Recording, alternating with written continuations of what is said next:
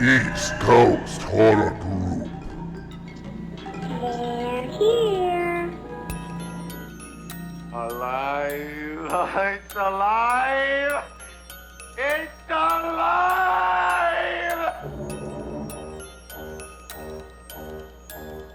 East Coast Horror Group presents Dead Art Movie Reviews.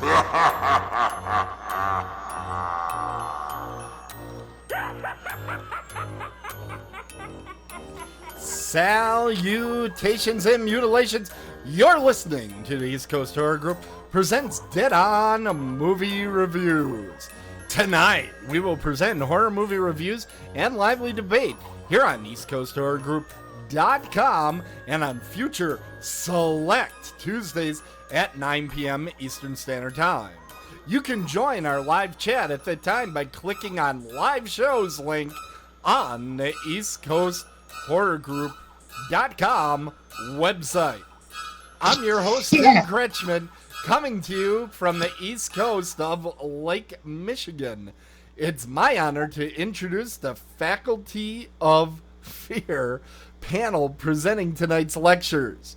We'll start with our good friend, Tracey de Leon, who is here. She's been in over 11 films, including a film you can see everywhere this year, Family Possessions, and now she's working on A Nun's Curse. She's a good friend of the show, has numerous appearances here, and it's a thrill to have her on the show once again. Again, here's Tracey de Leon. Hello, Tracey.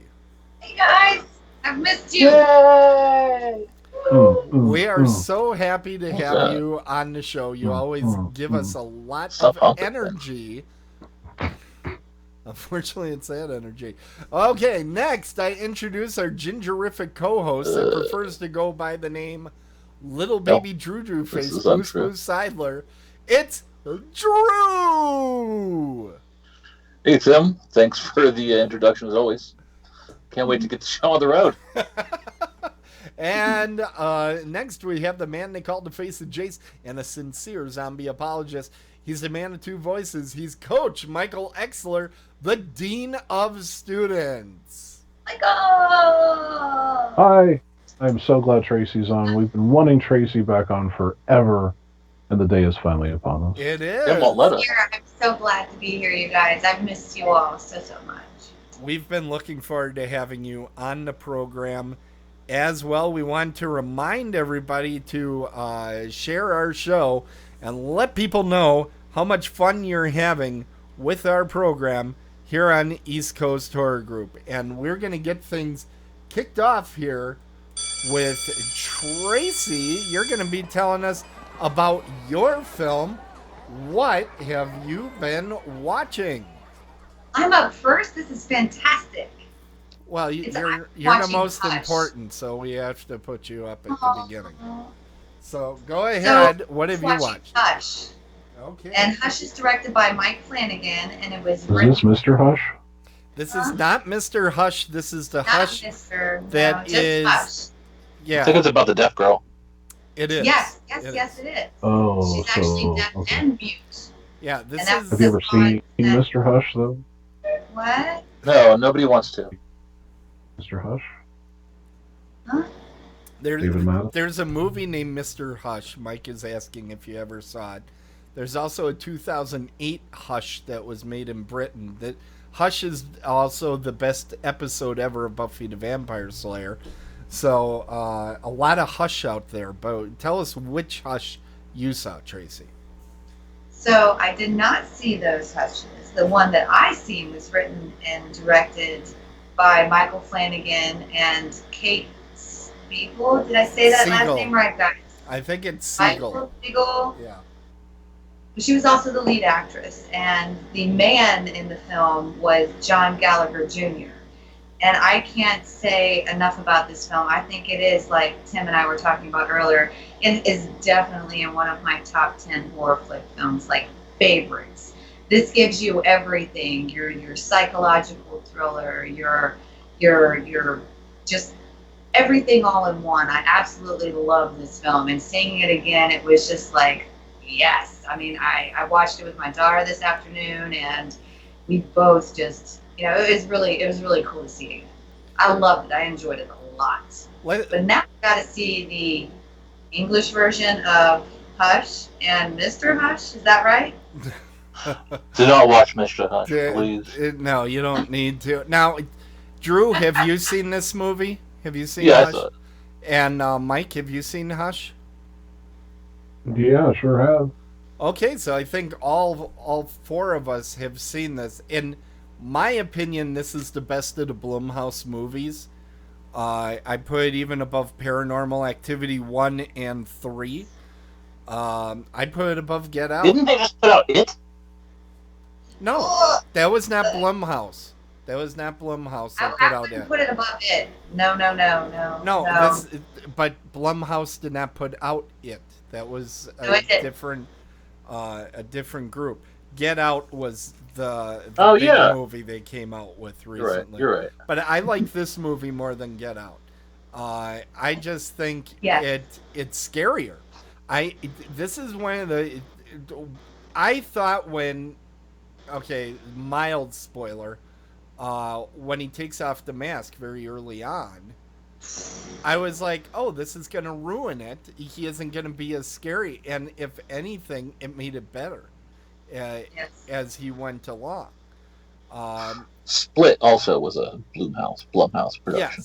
Yes. That's probably in the conversation for the best Blumhouse movies. Sorry. But, and was The Visit. The Visit was also the Mike loves. Shyamalama Ding Dong made just before Split. He's great.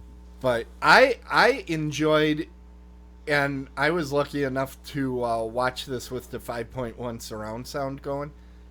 I loved the sound of a movie about a deaf woman.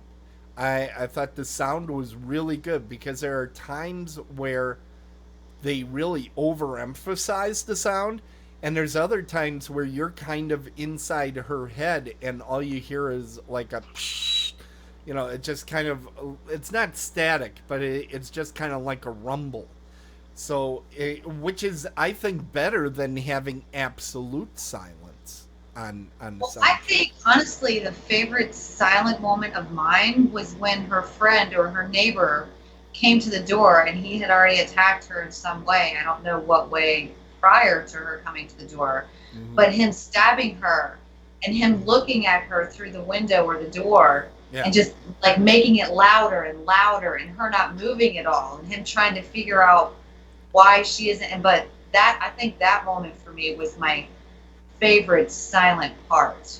Yeah. And then the little tidbits that they threw in there, like the Stephen King book in the beginning. I mean, the little things that was just so cool to pick up on for me. What was your favorite silent moment? Like for all of you guys, Well, mine would be a spoiler, so I can't really discuss mine. I think I remember her like hiding in the bathroom or something, or I think she's hiding, and then the camera pans out, and he's like standing up on the back of the toilet behind her. I thought that was a cool scene. Yeah, that's the spoiler I was trying to yeah, but yeah, the bathtub scene. Yeah. But I don't think I had a favorite like silent moment, but I really liked that as the story progressed, how frustrated he got at her. Like he was just so mad that.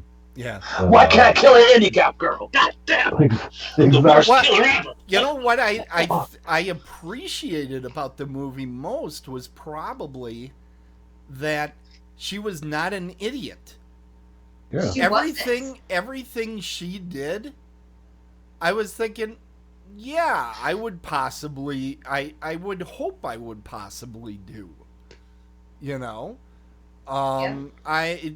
I really thought that was good. I also, there's a scene, I don't want to spoil here, but there is a scene where the killer is being very charming, trying to talk to a gentleman that happens by. And I thought that scene was so well constructed and created so much suspense because you're really not sure how much each of the characters knows about what's going on. And it's just, it really builds nicely. And I liked that this was a movie with a good deal of suspense and really a very low body count. A very low body count. But you still felt like there was danger going on all the time. He didn't have to plow through 25 teenagers for you to think this guy's dangerous.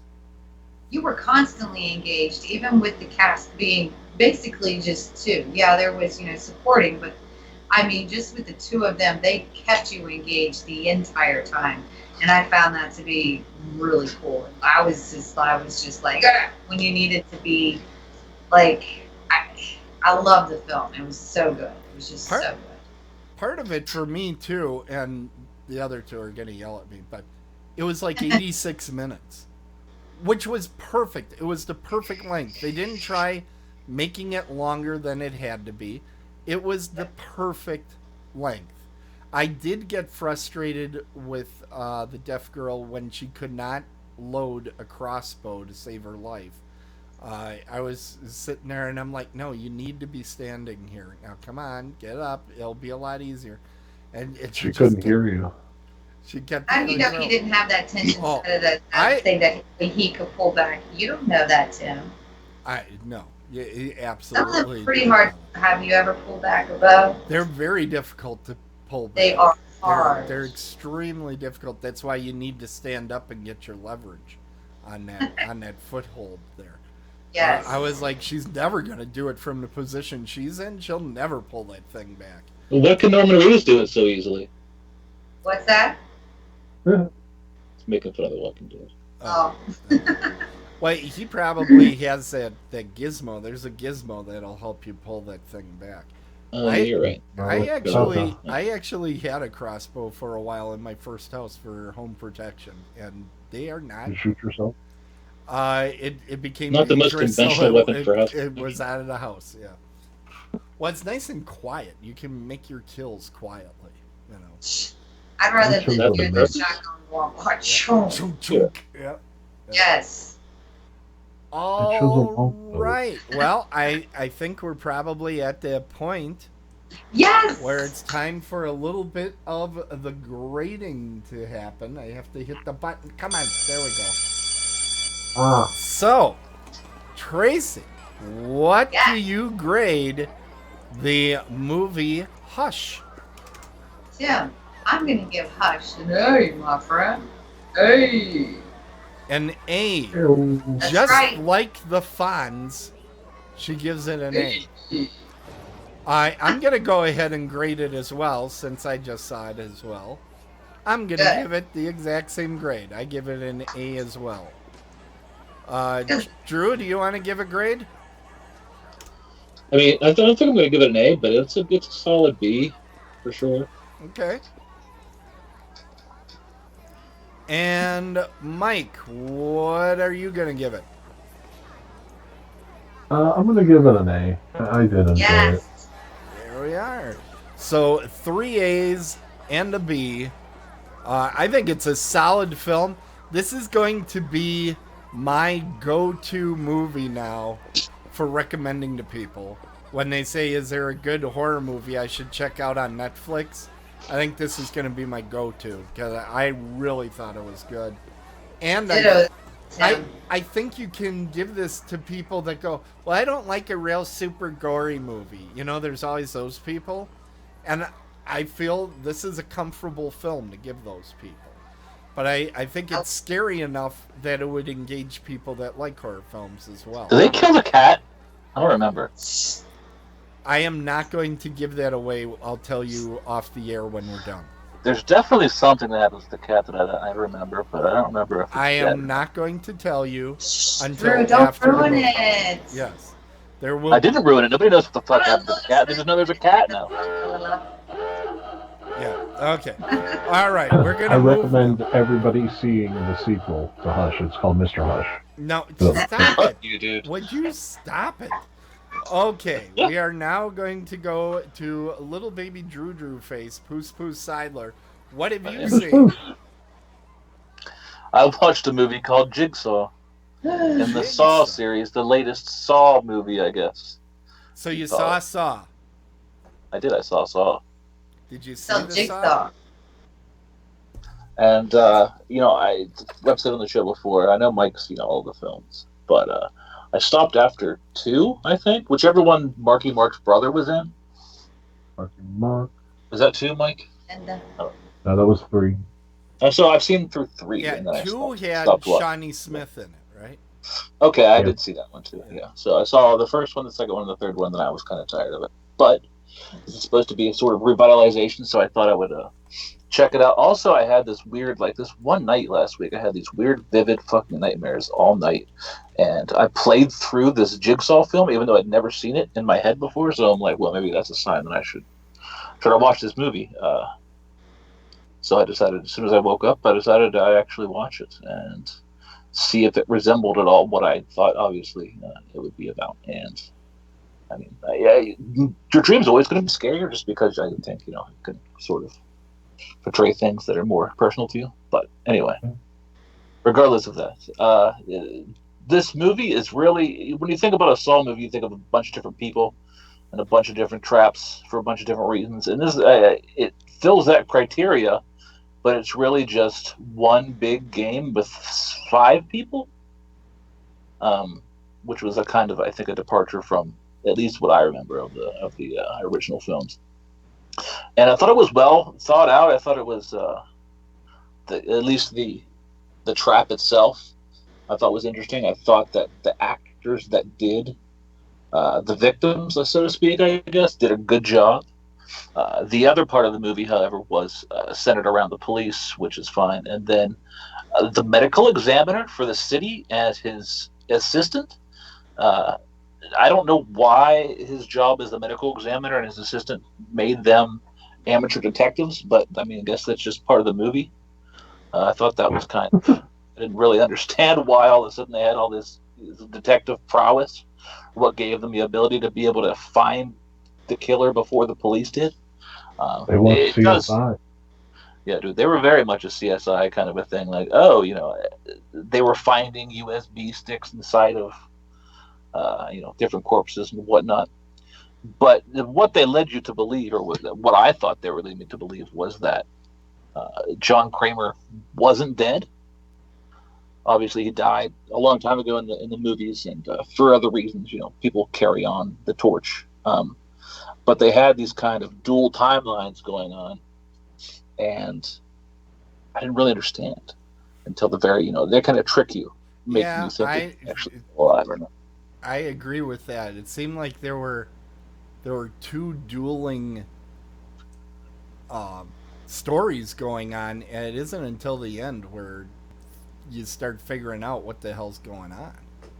I thought they did a good job with that.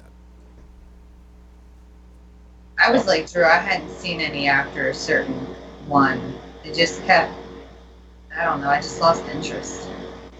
I saw this one was one of the first ones I saw with my movie pass in the cinema house when it came out, and I remember liking it. I thought the story behind the main, I don't know if you want to call her a protagonist, the girl who I guess is the star of the film, the main victim. Yeah. Somehow he knew how to get through all the traps. She was very much the leader of the victims, I guess.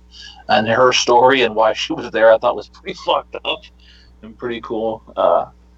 Blamed her death of her infant on her husband and let him kill himself, which was kind of fucked up. It's fucking real bad.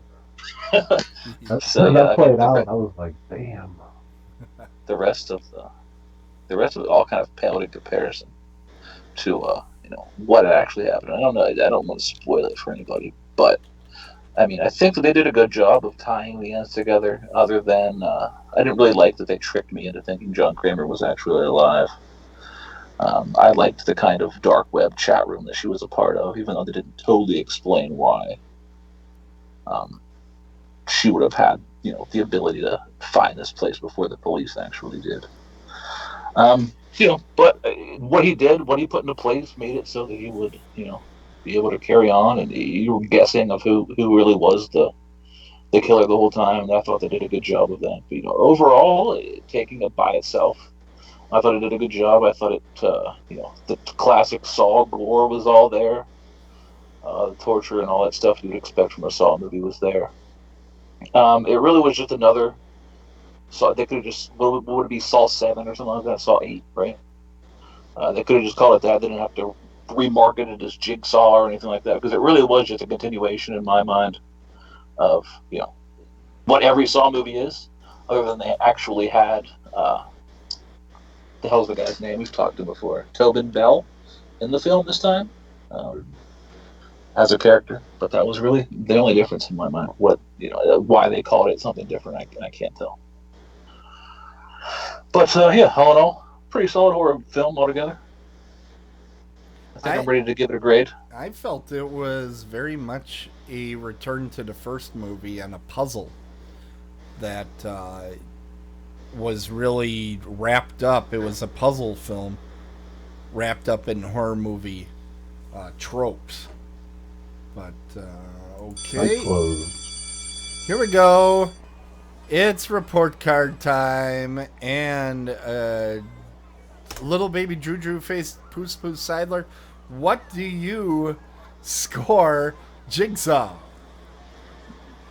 I'll give it a B, the same as I gave Hush earlier. All right. Like I said, just a good classic Saw film.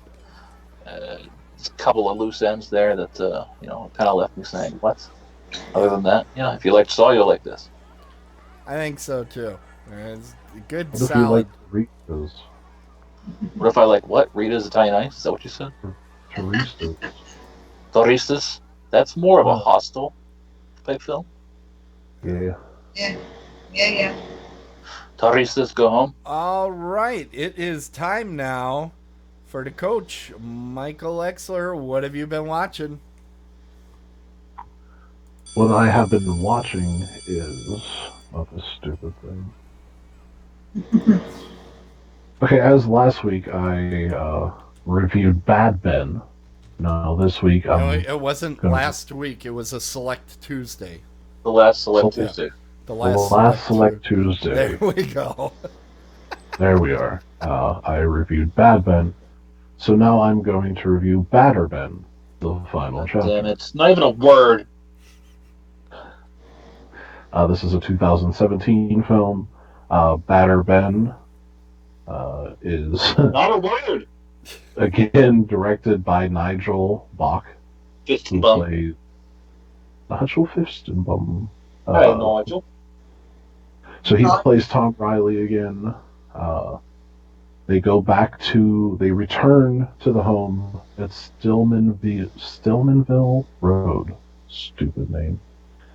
So this time he is joined by, actually two paranormal investigators, a guy and a girl, decide to go to this house to make a documentary on the house and what happened with this Ben character and in this house. And they actually bring Tom Riley back. He survived Bad Ben to make Badder Ben. He comes back, and there's a little change in him this time. He doesn't want to be there, but he needs money, so they're paying him, so he's staying there. He's a little bit more of a smartass in this one. They definitely tried to add a comedy element to this film. The writing wasn't very strong in the first one, and it's not strong in this one, so comedy's a little tough for them to pull off. There were a couple times that I did chuckle because he's such a jackass, and it is what it is. So they also spent a little bit more cash on this than $300. The first one. They threw some CGI in there, some CGI ghosts. Yeah. Look like shit. It's fucking terrible. Oh no, they did CGI? Yeah. How did they do that? That cost a lot of money. I know, man, but they did it.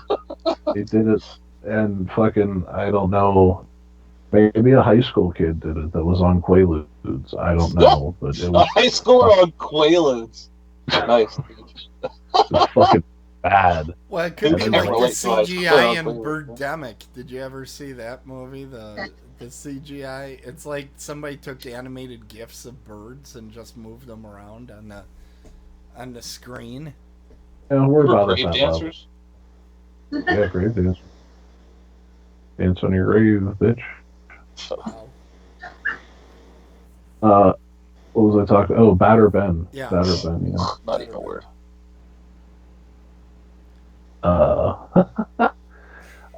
It is a word. Not a word. Batter is not a word. You're talking about batter that you would either at a baseball game, a batter, or some sort of like the material that's used before it's a cookie, right? Yeah. I thought That's batter batter. was always a domestic abuse term. So this Well, is that's battery, right? Oh, okay. Listen, Ben would not be happy about what you're talking about right now. No, but you're starting to talk about cakes, and I'm out of pretzels, you guys. Bitches love cake. So look they at how decide. upset she is right now. So they decide they're gonna stick him in this house and film and actually catch some paranormal activity. So there's a literal scene that takes maybe 5, 6, somewhere way too fucking long, where he goes around to every room to undo the camera. He shows every camera being taken down. Just totally did not need to be in the film. I And don't he just understand if all the cameras taken down. How are we watching it? he's always got one left. Like something happens right before he's gonna take the last one down. Like all that bullshit. God. So Are there any scenes near the pool? no, this guy does. There's no pool here. Okay. So next time you ask that question, I'm gonna punch you right in the face. That stupid telephone is still fucking connected to the outside of the house, so that's cool. They didn't explain what that was for. The But next one. so this is the actual third one in the trilogy, the final one. So Wait, I thought it was the. Well, what's the second one called? No, the second one is Batter Ben, the final chapter, right? The first one's called what then? Bad Ben. the first one is still Steelmanville Road. Oh, No, I thought that was a prequel that came out third. No. No. No. Okay. I'm Came up. just confused completely about this film. I mean, because what they is named it? it like a bunch of fucking autists. I get it. Oh man. So they, the premise of the film is they're in this house of paranormal investigators, and she gets possessed. So he's walking around in this Jersey accent, like, get the fuck out of here. What are you doing? And fucking this annoying fucking asshole. And you come to It's like find out, exactly, dude. It's like Carl walking around, just not as cool. He doesn't have a cool car. Not Alaskan King, but you feel Yeah, me. you know. You know. But back to Batter Ben. He finds out that it's not Ben that has possessed this girl, and there's this other demon in this house, and Ben got beef with this motherfucking demon. They ain't seeing eye to eye. Ben's like, this is my turf. You don't want nothing with it. And they go head to head, man. And Ben defeats this demon. So stupid. Wait, how do they fight? Are they playing Pinochle or something? No, man, they just Demon Tower's dumbass. You see the person that's possessed just getting like tossed around, and then this like black stuff comes out. And Why is it going to be black? I'm sorry. Did it just say it's available on Amazon? Because if so, I'm a little confused. It's on Prime, I think, isn't it? Yeah, Amazon Prime, all three of them, including the documentary, which I'll talk about momentarily. Yeah, because we don't want to miss any of this. So Ben and this demon have it out. They kind of, hang out a little bit. Him and Ben. Everything's cool. What's so bad about him? He saved the guy. Yeah, that's what I don't understand about the title of the film at all. So it goes on. They make this documentary. Things are cool. And what happens to our buddy Tom Riley? He becomes a paranormal investigator, and he becomes famous. And he's a world-renowned paranormal investigator. So, Oh, I bet he's getting all the girls now. yeah. Just lucky in life. Like, Oh, so that was Fuck it, I'm doing Batter. Let's do it, Mike. People What? are such fucking imbeciles. They'll watch anything. Let's try to go fucking film ghosts. Fuck Let's it. do it. Why not? Actually, Bigfoot. People guys, watching people try to find Bigfoot. People try to find ghosts. Yeah. Fuck. if you listen to the latest Otherworldly Culture Radio, they talk all about the paranormal investigation shows that are out there right now. Make sure you tune into it on eastcoasthorrorgroup.com. Cool. Huh? Yeah. Yeah. Yeah. So once you watch Batter Ben, No one's watching it. Batter, as in Stop it. Seriously, Most- cake and cookies. most bad, Batter. You have to Honest? watch Steelmanville Road. No. Huh? That is the house. That is the road that the house is on. And Ah.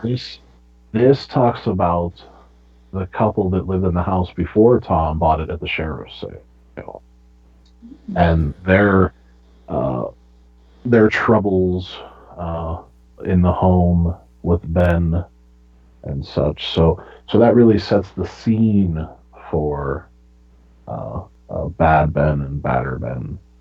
So So there's no Tom in that one? no, he is not in that but one. he's my favorite character.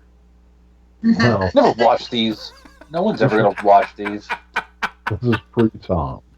I Just actually freaked kind of wanted to find out what else like the ghosts look like with the little yellow eyes and sheets over themselves. I mean, what is that? What is So, it? I don't know. I'm scared. So yeah, I don't. Digging a little deeper, I found that there is sort of a following for this film, which I believe is All I from the don't know. same group film, Do you obviously. think it's ironic following? Do you think it's kind of like The Room, that it's like, oh my god, it's so bad, you got to see this? I Because hope so. I'll tell you what, Mike, you're pushing this movie. You're pushing it. You What want he likes to people do to is just see know that other this. people are in pain also. Yeah, it's Schadenfreude. That's his fucking angle, obviously. Yeah. That's You what are people make pushing miserable. this movie, Mike. That is not true. You are pushing it. You're We'll like Push it everybody. real good. Every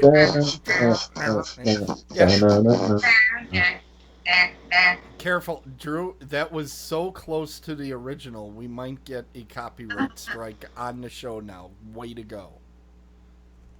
Well, that's me. I ruin everything.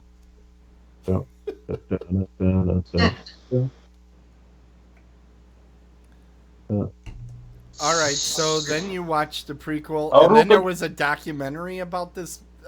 This incredible. Yeah, there was a trilogy. 30-minute documentary.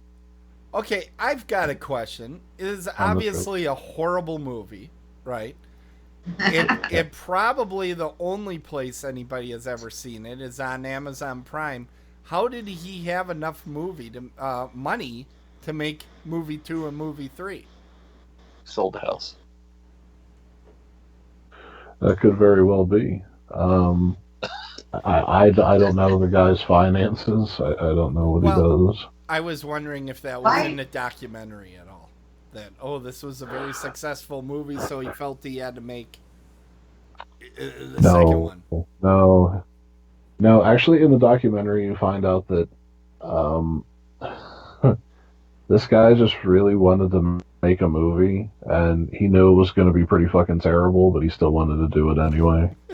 And there was a small ass following, and he was having fun doing it. And he's like, it's not costing a ton of money, and I'm having fun, and other people are having fun. So he just kept doing it, and so that was a little funny that he knew it was pretty bad, but he never played it like it was bad. You know what I mean? Like he played. It was kind of like Ed Wood. He thought he was making something good, Okay. but Oh. it turned out not to be. But he was cool with it because he probably got paid for something that couldn't have taken very long to do. So it's pretty bad. I can't imagine. Well, I'm sure Amazon must have to pay him every time somebody clicks on the stupid movie, right? Yeah, I I don't doubt that. know. They probably gave him a flat fee. I certainly would. That Because is- then you can just program bots to click the link over and over and over and over again and make $1 million. Yeah, that's true. well, it must Sorry, be like the just watching the first- trailer. I have no interest in it at all. Except to see what else those little ghosts are made out of. That's probably about it. Semen. Ew. How's that work? God. Guess you have to All watch right, it to find all out. right. We are I don't wanna. ending this. I don't conversation. wanna. Here we go. Okay, Mikey, it is time. Give your grade. I don't know. Are you going to grade each movie? How are we doing this? No, I'm grading the whole series, not including the documentary. Okay. The entire 3 films. Okay, the 3 films. The 3 films together, I'm going to give it a D.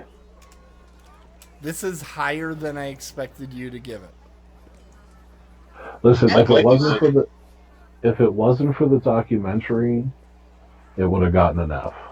But You said you were going to grade it based on the 3 besides the documentary. Right. I'm confused. okay, then I'll give it an F. Fuck it. It doesn't matter. We're just giving you a hard Wow, time. he was easy to change his mind on that. Leave him alone. There it is. An F. Listen, people don't like when I'm nice, so they always that's a proof of it right there. You guys were both like, that can't be nice. I All was just right. poking a hole in your logic, was all. So that the Bad Ben trilogy, Mike says go out there and watch it on Amazon Prime. So everybody go Tell him do Mike that. sent you. Tell him Mike sent you. All right. Well, I guess it is time for me to get into my film. And Enter. I saw the recently released Deep Blue Sea 2. Okay. Now, has everybody on the panel seen the first Deep Blue Sea by Rennie Harlan? No, Tim, no. No? Tim, no. You're crazy. Okay. Mike, have you seen it? Deepest, bluest. My head is like a shark's fin. Fuck yeah, I saw it. It was Okay. great. And Drew? Where the fuck did that song come from? That's the LL Cool J song. Oh, Jesus. Yeah, I saw it. The genetically engineered sharks with Sam Jackson. Right. This motherfucking shark's Well- in this motherfucking water. Let me tell you something. So Deep Blue Sea 2, it's the sequel nobody asked for. The first movie is a lot of fun. It's kind of campy, but it's a good time at the cinema house. And I was like, okay, what is Deep Blue Sea gonna do? Because they sunk the facility, the research facility. What's going to happen here for Deep Blue Sea 2? Well, here's what happens. It's not really a sequel. It's kind of a very inexpensively made remake of the original film. I'm not kidding. I'm not kidding. As I'm watching, I'm kind of like, boy, this is awful familiar to the first movie. And it's like, no, it is the first movie. They just changed some of the characters a little bit, and they changed some very small plot details. But otherwise, it's the first movie. Because there's a character where you go, oh, he's doing the Samuel L. Jackson part. oh, this guy, he's this. Oh, this is the Babe. This is the LL Cool J guy. He isn't a cook this time. He's kind of the IT guy. There's a guy that is definitely the Thomas Jane character. I mean, it's Thomas almost, Jane was in that movie? yeah, Yeah. he was the star. I Yeah, remember that. it's just mind-boggling that you're just sitting there and you're like, this is a remake. How did this become Deep Blue Sea 2? Now, having said that, the guy playing the Samuel L. Jackson character and the main female lead are actually pretty good actors. They're pretty good. You've seen the guy that plays the Samuel L. Jackson character in other like television shows and stuff. And the main female lead, yeah, I saw her in my dreams later that night. She is a lot of eye candy. She's gorgeous. Okay, so they still have an underwater research facility. Now, keep in mind, the original Deep Blue Sea was made by a director that at that time has not fallen to the level he is now. I think Rennie Harlan now makes movies in China or for Asylum or something. He really doesn't do much at all anymore. But he was still somewhat of a name when he made the first Deep Blue Sea. So he had actual money. He had LL Cool J in there. He had Thomas Jane. He got Samuel L. Jackson. There was some actual money behind. Michael Rappaport was in it. It had some good CGI effects. Now, imagine somebody at the asylum is told, okay, remake this movie. This is the movie you get, okay? And one of the things they must have said is, we want you to make this shark movie, but we need you to minimize how often we see the sharks, because it's extremely expensive. So can we shut that down? Okay? So what they did, and I'm going to spoil the shit out of this movie because you shouldn't see this.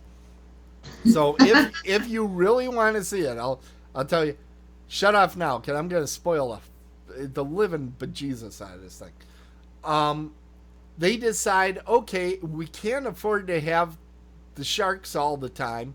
What we'll do is the main shark will be pregnant and we'll have little baby sharks that are about this big, okay? And these little baby sharks are going to chase down a lot of the people. And the way that we'll do this is we'll just blow air bubbles under the water. And once in a while, we'll show a video that we had created of CGI of just like 4 or 5 small sharks swimming around. And we'll just intersperse that, and that'll be our big menace, right? So that's what they did. They had this baby shark gimmick that they used instead of having CGI effects. There's only about 20 or 30 CGI effects, I think, in the whole freaking movie. In fact, I looked at the clock. It took them 25 minutes just to get to the facility. If you remember in the first Deep Blue Sea, they're at that facility almost immediately. Okay? And it takes a full hour before the first main story kill. Now, like the original Deep Blue Sea, it has kind of like a little opening bit where somebody gets killed. You know, just an opening teaser kill. But it doesn't get to the scene where the guy is sticking his hand into the shark's mouth until a full hour into the movie.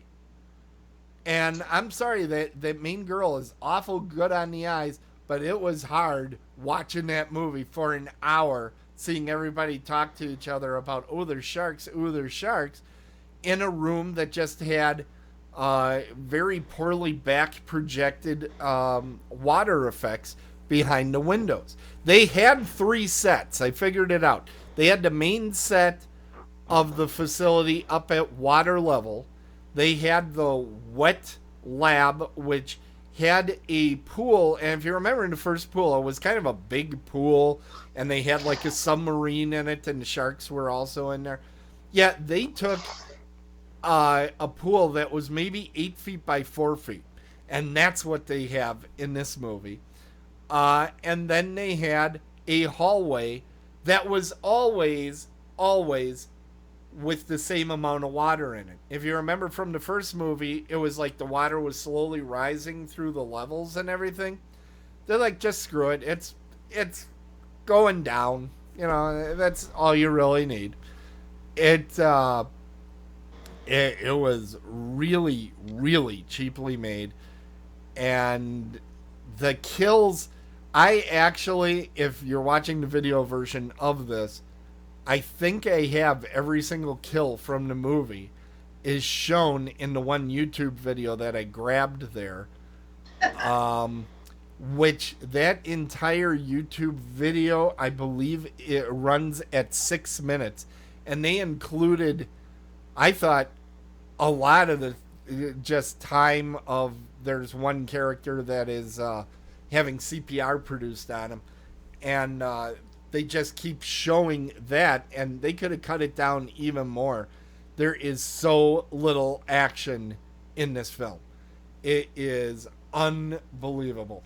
Anybody have any questions about this? I do. Okay. So I saw the first one. Hold on, I need to call on afterwards. you. Tracy, please speak.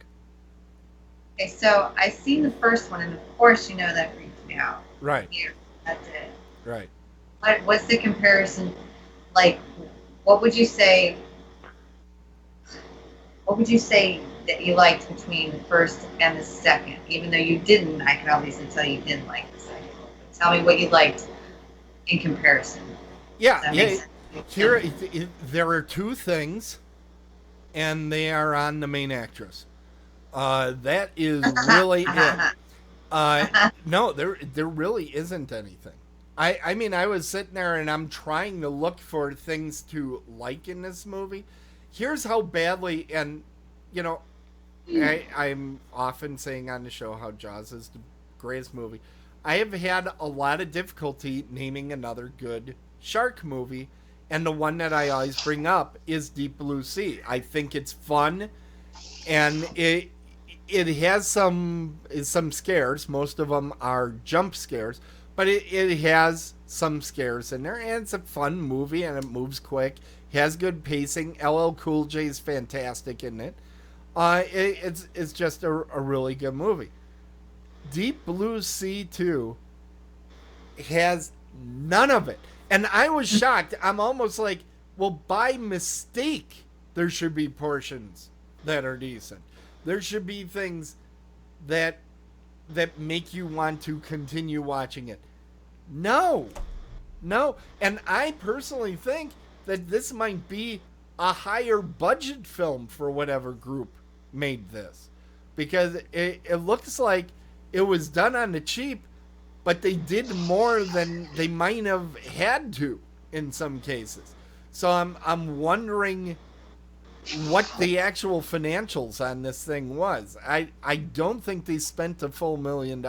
I don't. Is it Warner Brothers film? Was it a Warner? I don't know who made Deep Blue Sea 2. I was trying to figure it out because I very much thought this might be Asylum.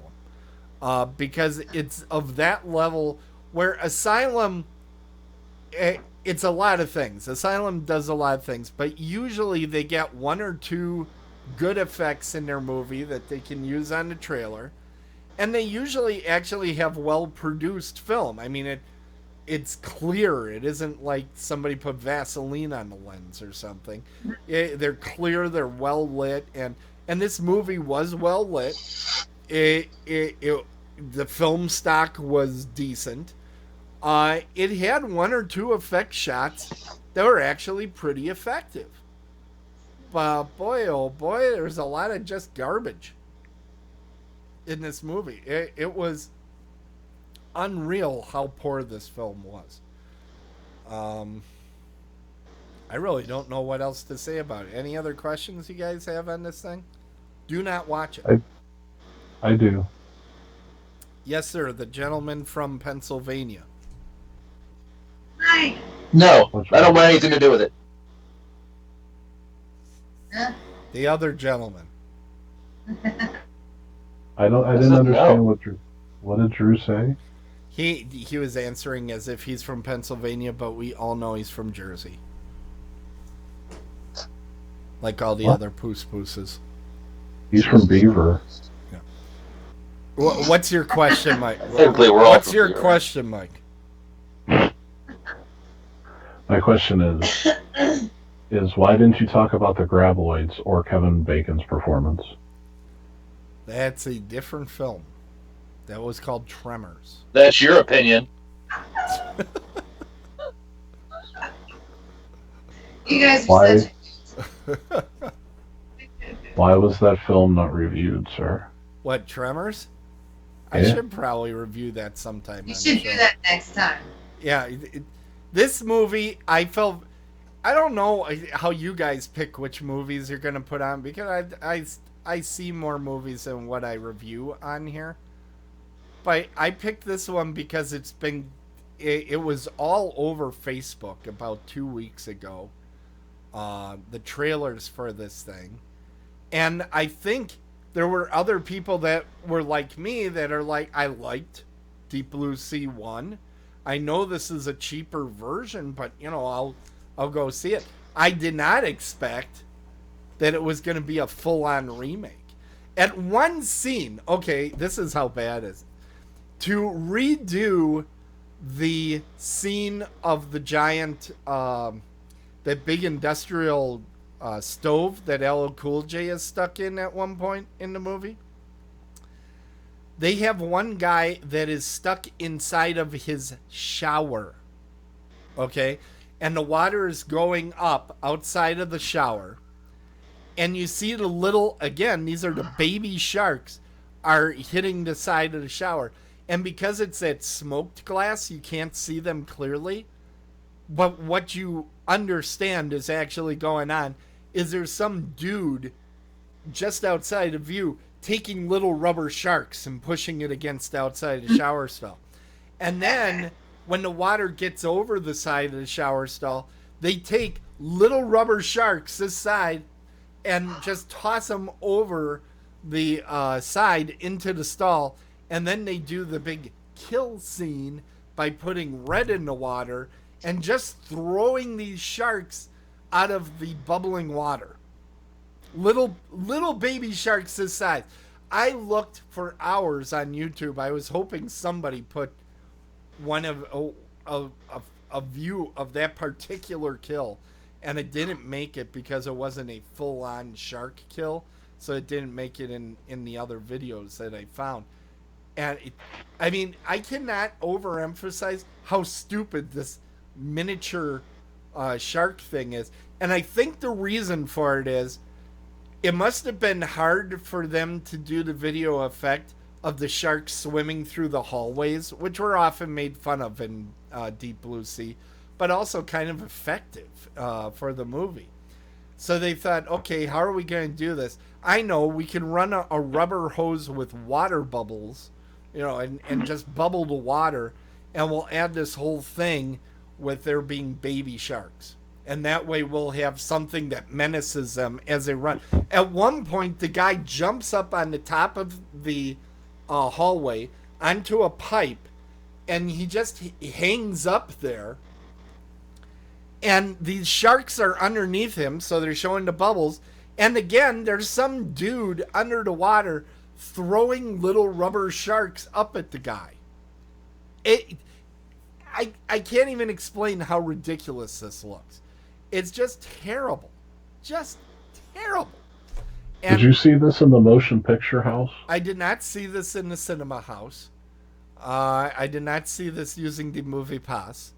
I saw this at home on a streaming service. Yeah. Yeah. But it wasn't 5.1 sound. The sound was okay. So there. Okay, finally. Tracy, I thought of something. The sound was semi-decent. So There that's you something go. nice I can say about the movie. Thank There is you. virtually nothing else. And you know what's a shame? People work hard on these movies. And for this movie to be this sucky, it's just, it's sad. Absolutely sad. All right, it is time for me to grade this piece of shit. And anybody want to guess what I am about to grade this? An F this minus. movie, I have not given out an F so far as I know until now. This is it. This is possibly the worst movie I've put on this show, and I'm including Things. I would rather watch Things again than this piece of tripe. This was just terrible. There was nothing So good I about am the this. first one to ever witness Tim giving an F. I think so. I'm pretty sure that's the first time I gave out an F. I don't know because we don't keep very good records. All right. It is time to go through some of our promos. Tracy, let's start with you. What are you working on right now? I'm actually working on A Nun's Curse with the brilliant minds of Horse Creek Productions. That is Talman Faircloth from Robert Zobel. They casted Felissa Rose and Damian Mafia. If I said that right? Oh, God, I hope I did. And then Gunnar Willis. And it's about a group of travelers who are kind of forced to seek shelter in an old abandoned jail. And they come across Sister Monday, which Felissa Rose is playing. And you guys can find out the rest by following on Facebook. Or Is it out yet, or do we no, have it's to? actually in the process. He just did actually started the Indiegogo campaign. So go and check it out. Donate if you can, and hopefully next year you'll see that run its course in the festival circuit. All right, and we should also mention that if people are interested in Tracy's work, you can check out her website at tracydeleon.com, right? Yes, please be patient. It's taken a little time. I've been very, very busy. All right. Okay. Guys, the eastcoasthorrorgroup.com website right now has got some otherworldly culture radio on there. In fact, a number of episodes. Mike, how often are those episodes coming out right now? It's usually twice a week. It's just a half-hour episode of our choosing, the Okay. topic. And I've enjoyed the shows I've listened to thus far. I invite everybody to check that out. Drew, we have another From Dusk Till Con radio coming up in what? Not this Thursday, but the following Thursday. Yeah, there's been some fun developments in the horror world. There's a big Walking Dead news that came out today. So we'll probably talk about that. Been some stills released of Free From Hell that I'm excited to talk about. A couple other movies I watched that I thought I would bring up and talk about. So I'm excited to get together again and have another From Dusk Till Con radio show. Yeah, we got a lot of great stuff coming up. You can always check it out at our website, which is eastcoasthorrorgroup.com. And that's just the place to hang out and have fun with your horror friends and fiends. We also have a lot of articles that are made by Adam Holtzoffel. And he's always putting stuff out there, so there's always a lot to do. If you don't check East Coast Horror Group all the time, you're going to miss something. So make sure you always check and scroll down, because there might be some great stuff that you missed. And, of course, check out our Twitter feed as well. Anything that I missed, Mike? Submit nudes. Okay, particularly if you're the lead of Deep Blue Sea 2, I'll take those personally. All right. So, thanks you again, Tracy, for coming on the show. It's always great when you can make it on the program. We love having you on the air. And Thank you guys so much for having me. It was so much fun catching up with all of you. I've missed you guys so much. Well, we missed you too. It's great to have you back on the show. And we're going to cut things off. We're at the hour mark. So until next month, the East Coast Horror Group suggests sleeping with a light on. Whatever you do, don't run, or you're just a poos sissy. Okay. East Coast Horror That'd be nice. Oh, no, that's not nice. That's it. I never said it was nice. Said it was true. That hurt my feelings. That was the intent. You don't want to hurt my feelings. I know you don't. You love me so much. It's a thing.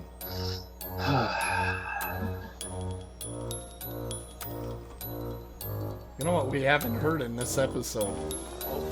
What? Oh, it isn't gonna work. Yeah.